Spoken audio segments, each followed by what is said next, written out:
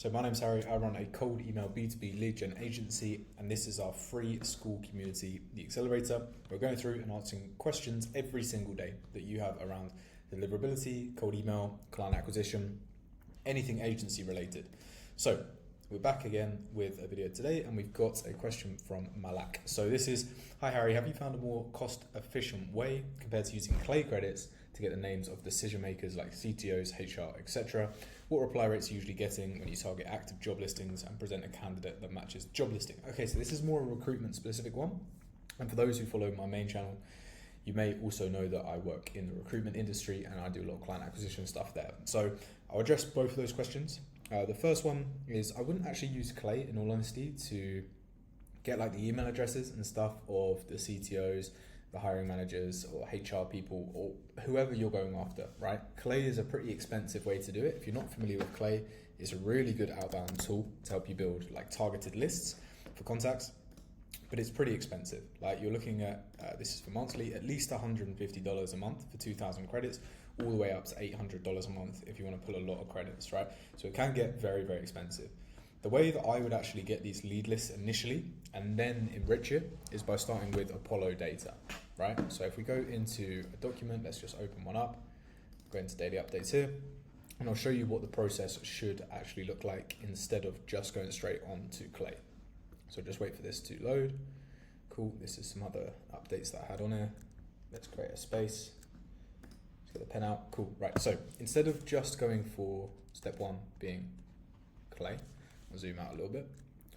What we actually want to do, all right, so Clay, where we would find the emails and names, etc.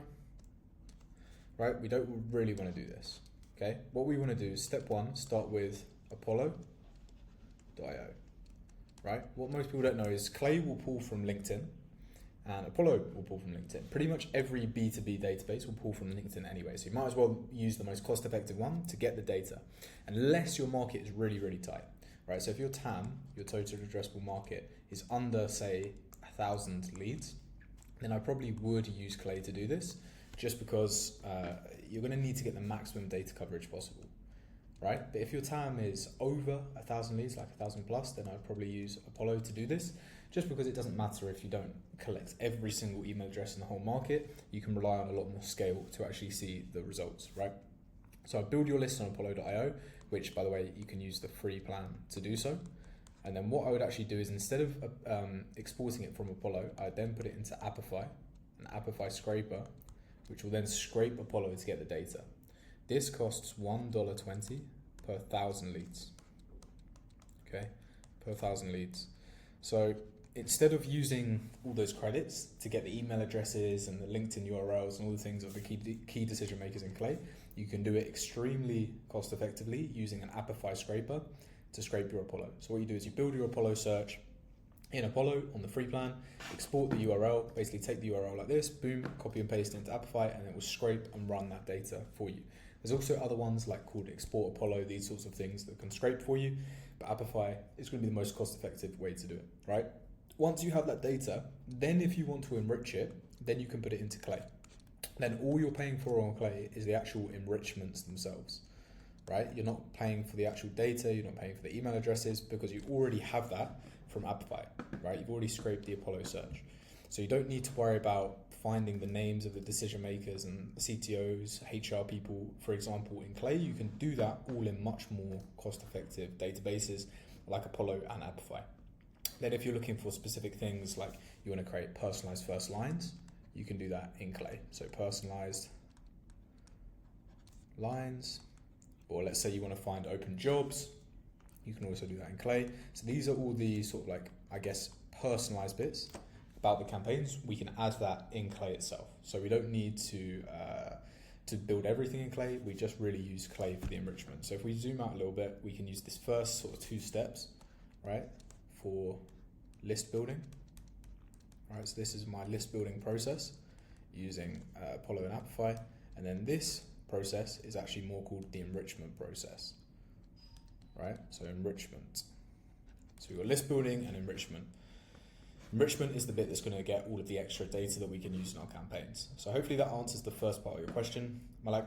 And then what reply rates are you usually getting when you target an active job listing and present a candidate that matches that job listing?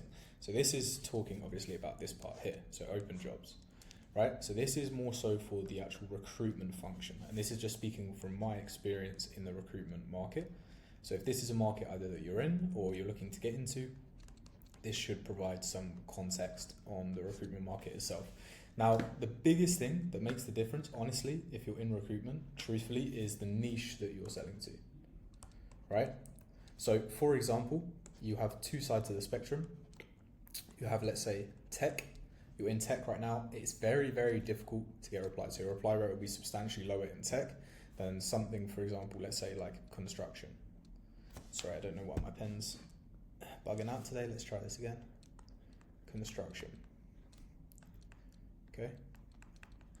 Construction will be way, way better, right? So let's say you're targeting open jobs for each of these. Any job in tech or any job in construction, you get substantially higher reply rates in construction compared to tech.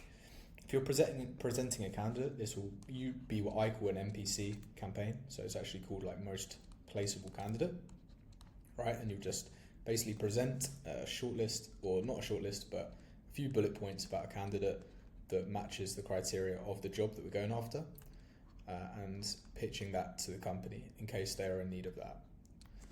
Most placeable candidate, there we go. So what we can probably expect from reaching out to tech companies is probably in the region of a 0.5 to 1.5% reply rate with a relatively generic script. With a more bang-on script, you can probably be getting around 2 to 3% reply rate.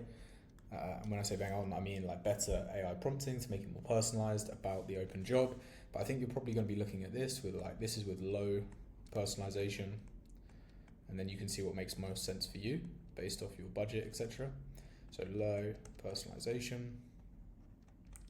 And then this is with high personalization. Okay, so 0.5 to 3% reply rate is probably going to be about typical of what you can expect in the tech industry. Now, construction is going to be a bit more. I'd say with low personalization, you're probably going to be looking at honestly a 2 to 3% reply rate from what we've seen in our campaigns. All the way up to with high personalization, you're probably going to be looking at a 3 to 5% reply rate. Okay, what I will say in terms of this is just the reply rate, you'll also probably get a higher percentage of positive replies in the construction field, right? So what we've seen is typically you can get like 40 to 50% positive replies. So PRR, positive reply rate. And in the tech industry, it might be more like 10 to 20% positive reply rate. So overall, you're actually generating quite substantially more leads in this market than this market. That's a bit all over the place. So it really depends. If you can be more flexible with the markets that you're targeting in your campaigns for recruitment, that is genuinely going to make more of a difference than the exact tactics around your campaign, right? Niche makes a bigger difference. It's a bigger lever to pull, because if you're going for a niche that's really needs this right now, they're not having problems with their, the economics of the market, and it's not one that's highly saturated, then you're going to be getting substantially more results. So hopefully that does answer your question. Reply rates will vary depending on the market, but these are typically what you'll see: 0.5 to 1.5% reply rate in tech with a low personalization, and 10 to 20% of those being positive. So we'll need to be sending high volumes of emails, at least like say 1,000 plus a week, to see actual results from this campaign. And then once again, for the construction, I still recommend setting a high volume, but you'll be getting substantially more results for that. So it sort of depends where you want to position yourself. I would recommend recruiters to be positioning themselves in the blue collar markets right now if your main aim is to grow off outbound. If you're growing off other methods, referrals, networking, etc., it doesn't matter too much. But yeah, this is purely from an outbound perspective. So hopefully that video has answered your question and been useful. Once again, I'll be back to posting every single day now. So if you have any questions, pop them in this community. I'll answer them, no strings attached, absolutely for free. Just want to see you guys win. So that's it for this video, and I'll see you on the next one. Bye-bye.